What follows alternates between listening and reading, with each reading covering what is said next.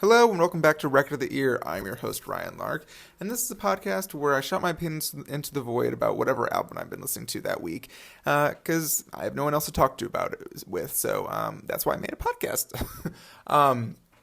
This week continues and ends the last week of May, where I've been dedicating the whole month of May to local Kentucky artists. And the Record of the Ear for this week is Jesson by The Kites. This is a local Kentucky artist, like I said, and this will be the last one of the month. So if you liked it, great. I'm glad you did. If you didn't, well, starting next month, we will have other albums that are not just local Kentucky artists. But let's get into the background about the Kites. The Kites are a husband-wife duo. They've been together since 2013, late 2013. The husband is JoJo Stevens and the wife is Leah Hadmaker Stevens. They're kind of an indie folk group from Corbin, Kentucky, and I honestly had never heard of them before. I had a friend who recommended their album to me, and that's why I chose this album this week. Jesson, Jesson, is the debut full-length album by the Kites. And it was released in 2018. They wrote all of the tracks themselves. It is 10 tracks, 40 minutes long, which is a perfect length and perfect amount of tracks. Not too long, not too short. Although it is a little bit long per song on average. 4 minutes a song is kind of lengthy, especially in today's age where it's usually like 2.5 minute songs. But actually, the album did reach number 19 on iTunes, the album itself. And I believe that's probably indie or folk. The indie or folk category. I don't think it's the overall charts, but I could be wrong. I'm not sure. I couldn't find out that information for some reason. But before we go ahead and get into the album itself and get into the tracks, I want to remind you guys to go listen to the album beforehand. It's on iTunes, Apple Music, whatever you listen to on, and I encourage you to go listen to it or go track by track with me. Otherwise, you won't know what I'm talking about. So go ahead and listen to it, and then you can hop back in whenever you're ready. All right, let's go ahead and get into it. The first track on the album is called You, Me, and Nothing, and it's kind of about being alone with your lover and not needing anything else. And this is, I really like this song. It's got kind of like an effort sound. Their voices have like this effortless sound that really lends itself well to the song. And it's got a beautiful intro. Love the harmonies on the song. Love the melody. The melody is so cool and interesting and kind of very melodic. The lyrics themselves are like fine. I don't think the lyrics are like anything profound, which unfortunately I think is a theme throughout the whole album. But they're pretty and it works for this song. But obviously the stars here are the harmonies and the melodies. And it just sounds beautiful. So as far as songwriting goes, I'm going to give it a 6.5. And for recording, I'm going to give it an 8. The second track on the album is called Home. And it's kind of about wanting to get out of a bad situation / part of your life and finding someone who helps you get there. Quote, like finding your home almost. And then like, or like kind of thinking someone came and saved you, but really you both kind of like saved each other. So it's kind of it's a beautiful message, really.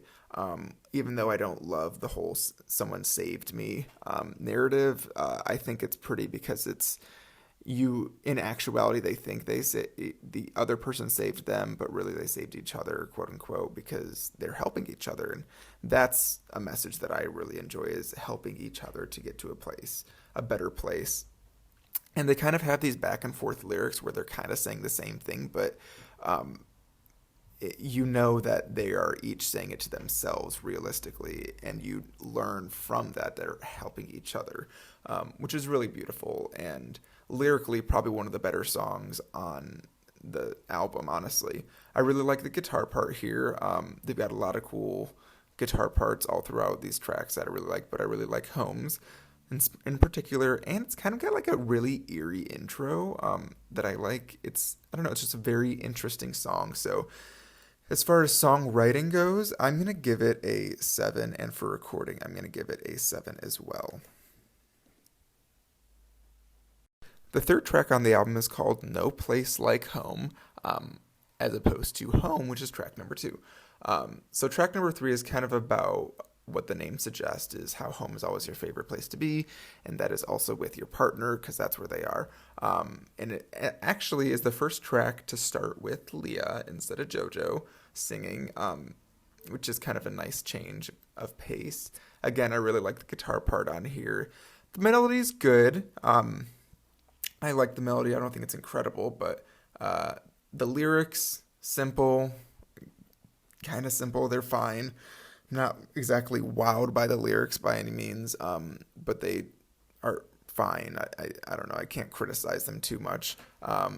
But I think what really was interesting here is on the recording that the energy was, you could almost feel like it was about to lose energy, but then it really increased. Like, I guess I don't know how else to explain it. It's like, it was going along and it was fine and it was like even, energy, low energy, that is, like maintain that for about a third and then, or 2/3 of the song. And then the last third, it really like increased in energy and kept it like really fun and interesting. And you were like, oh wow, I didn't expect this. I don't know. I just thought it was a nice thing that I didn't expect about the song. So as far as writing goes, I'm going to give it a 5, and then for recording, I'm going to give it a 6.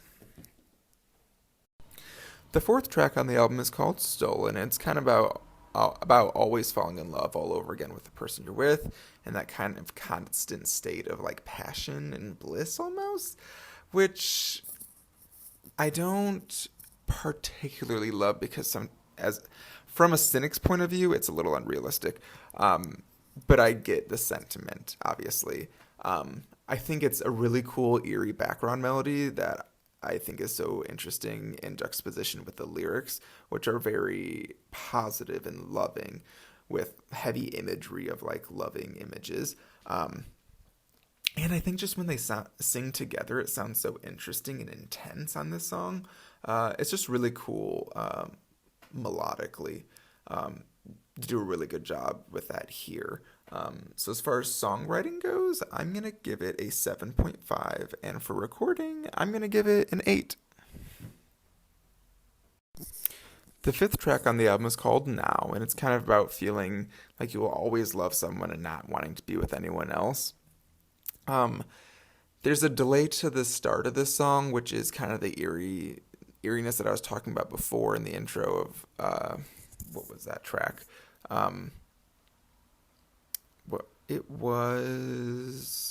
Home had that kind of delayed start, and they use it again in Now, which kind of made it lose the novelty of that, which is fine. I mean, it's only used twice, so whatever. The melody is okay. It's not super unique, but it's fun. Lyrically, again, for a cynic like me, it's a little corny and overdone at this point. I kind of am rolling my eyes at it, the message, and it's like, okay, we get it. Like, we've heard this before. I don't know, just not my favorite. I was a little disappointed in it, honestly, but yeah, I don't know. Don't have much to say about it. So as far as songwriting goes, I am going to give it a 4, unfortunately, and for recording, I'm going to give it a 5. The sixth track on the album is called The Key, and it's about the person you love being the perfect person to make you happy. Again, this is not my favorite track on the album. The lyrics kind of became a little repetitive after a while, and it lost steam, in my opinion. Again, yeah, not my favorite. Didn't love the melody. For some reason, it reminded me of like a church song, like some song that I would hear at like mass growing up. I don't know. I just got that weird feeling listening to it, but yeah, I don't know. Again, not my favorite. So for writing, I'm going to give it I'm going to give it a 5, and for recording, I'm going to give it a 5.5. The seventh track on the album is called Hey You, and it's a song about where they go kind of like back and forth, the husband and wife go back and forth describing what they mean to each other. And it's lyrically very cute and fun. It's not overly like impassioned and like overdone, but they're basically just complimenting each other back and forth, which is fine, and It's very cute, and I get it. It's not as eye rolly as some of the other songs. I thought the melody was simple.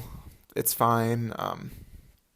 Yeah, again, it just didn't wow me, but it was cute. It was a cute song. So as far as love songs go, so I'm going to give it a 6 for writing and 6 for recording. The eighth track on the album is called My Love, and it's kind of, again, a generic love song about wanting to be with someone and doing whatever they need. Basically, whatever you picture in your head as a love song, that's probably it. Um, I like the singing in tandem. I think that was a very beautiful part, and again, I like the guitar part as well. Those were highlights for me for sure. The lyrics, just again, were very generic and very boring, and again, very eye-rolly for me, so I just couldn't get on board with that, but as far as everything else goes, I enjoyed that part. So as far as songwriting goes, I'm actually going to give it a 5.5, and for recording, I'm going to give it a 6. The ninth track on the album is called Waiting, and it's kind of about finally finding the right person after waiting so long. Again, the lyrics here, like, the lyrics, can't get past that part. I would have liked so much more of a personal story. It's just very surface level, and I think that's like my main criticism of a lot of the lyrics in these songs are like, it's just not personal whatsoever. It's so generic that anyone could quote unquote relate to it, but because it's so generic, it's not relatable at all. Like, because there's no depth. There's just no depth. It's like, oh, I've been waiting for you for so long and I found you. It's like, okay, great. Yeah, I don't know. The melody was fine. Again, they sounded good together. They sound good. It's just the messages and the lyrics are not up to the standard I would like to have seen. So for writing, I'm going to give it a 5, and for recording, I'm going to give it a 5. The ninth track on the album is called Depths, and it's kind of about doing things to make your partner happy, to show them the depth of your love, quote unquote. I like the guitar intro. It's a really cool guitar intro. They just have such good guitar parts in this album. I really appreciate it. It's not just the vocals that are highlighted, it's also the guitar and other instruments. The lyrics are more interesting here, but for some reason there's a lot of sky imagery, which is fine. I just found the lyrics a little bit more interesting here. Talk about a lot more potentially personal things, which is nice. I like the balance of singing on their own and together. They're not always just singing on their own. They're not always together. Although I don't think there's any track on here where they're singing all together. But it's a nice balance. I like it a lot. And the layering of the voices effect on Leah, like I think she layers her own voice several times when she's singing in the background behind JoJo at some points in the song. That's just like such a cool effect. Like I just thought that was so different from every other track on the album, and it's a cool way to end the album as well. So I was really like impressed by that, honestly, and it went out on a high note for me because the lyrics were so much better here. The melody was good, the instrumental was good, the layering effect was so interesting and different. So for writing, I'm going to give it a 6.5, and for recording, I'm going to give it a 7. Okay, let's get into the overall album as a cohesive unit. Let's start with the good things. I really liked the harmonies. Obviously, that's like one of their strong suits is they're so beautiful. Their voices meld so well together, and I'm just such a sucker for a duet and a duo. It's outstanding sounding. There's a lot of back and forth singing. I would have liked to hear more of them singing together in tandem, but maybe that's almost a good thing, like leaving me wanting more. Because when they do it, it sounds so good. Moving to the lyrics, which I've harped on enough already, but the lyrics needed to be deeper for me. It was very simple lyrics. I needed a lot more personality and personal stories in these lyrics because, frankly, after listening to this album, I don't know anything about them. Like, I just don't know anything about the duo because all the lyrics were so superficial. It's like, okay, all I learned was that they love each other, but they're husband and wife, so I would hope that they were. I don't know. It was disappointing in that aspect, but I think there's obviously room to grow because I think they show such potential. Some of the messages of the songs also overlapped and kind of became stale after repeating them, which can happen when you're only writing love songs. Something Sonora May, in the previous album that I reviewed last week, she actually did quite well, is making each song have a different message within love, telling a different part of their relationship. Whereas this was a lot of like, I love you, I love you, I love you. And that was kind of it. In the beginning, it actually started out fairly different, about not wanting to be alone with your lover, or about wanting to be alone with your lover, about wanting to get out of a bad situation and finding someone who helps you to get there, about finding home in a person and loving that place. And then second half of the album, it kind of just all became, I love you, which I don't know. I just didn't, the story it told was very, very much missing, and it didn't really make sense. Yeah, I don't know. It just didn't make sense. And again, with the messaging overlapping, it just became stale and repetitive after a while. I just would have loved to have seen much more variety. I would have loved to have heard a song about the difficult parts of a relationship. It was too lovey-dovey all the time to where it was a little unrealistic, and almost immature, because if you're not going to confront the bad parts of a relationship, it's not going to last because you're not acknowledging it, and it's going to boil over and cause a lot more issues. So I don't know. I just think it was unrealistic and could have used that depth. As far as track listing goes, like I said, the last half, I don't even know what that was, but the positioning, the one thing I will say about the positioning of the songs is, I like the listing of Home and then No Place Like Home. I thought it was a cute little, like story in and of itself, little novella, finding home and then being so grateful for having that home and being able to go back to that place. So I thought that was very interesting and beautiful. And I like that it ended with depths. I think that was a good choice. I like that it started with Yumi and Nothing. I thought that was a fine choice to start it with. Yeah, I don't know. Maybe it would have been cool to start with Home and end with No Place Like Home. That might have been a cool way to tell a story, or start and end a story. Yeah, I don't know. I would have liked to have seen a different arrangement of the songs, and definitely probably could have cut a few of these, or worked on the lyrics a little bit more, in my opinion. But whatever. So as far as overall cohesiveness, unfortunately, I am going to give it a 5 for that. Averaging out all the scores for songwriting and recording, the average songwriting score was 5.8, and for recording it was 6.35. And adding all of those together, it amounts to 17.15. 17.15 score for Jesson by the Kites. Unfortunately, that does not beat out our current reigning champion for Record of the Year, which is Crimes of Passion by Pat Benatar, but that has a pretty high score, so I don't know if it's going to beat it, which that score is 24.75.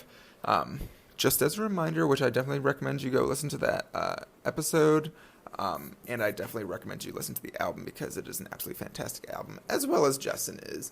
I really enjoyed this album, honestly. I know I probably sounded like I was criticizing it a lot, but they really sound so beautiful together, and I've never seen them live, but from what I've heard from other people, they are fantastic live. Just their melodies are so beautiful, and apparently they have such a great stage presence. So if I ever have a chance, I'm definitely going to try and see them live. Also, additionally, I highly recommend you go and support this duo, this married couple, these beautiful band. They're great at what they do, and obviously they should be supported.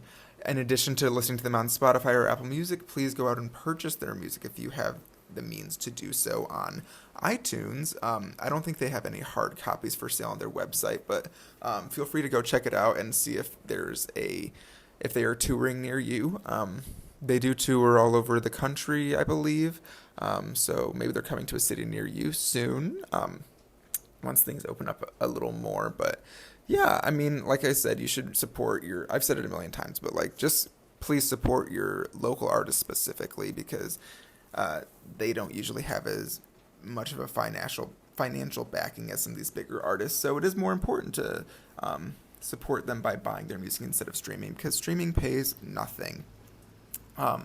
Also, remember to go back and support the previous artists that I listened to and reviewed. Just to kind of wrap up the month of local Kentucky artists, I'm going to remind you to go listen to Worthy by Beth Burden, Little Girls Acting Like Men by the Local Honeys, Jocelyn and the Sweet Compression's self-titled album, and All of My Love by Sonora May, as well as the beautiful album Jesson by The Kites. These are all fantastic albums. I highly recommend them to everyone. That's why I'm even supporting them and reviewing them, is because I think they are good and quality albums that deserve to be highlighted. So I hope you enjoyed this. Like I said before, I hope you enjoyed this little month-long series that I did.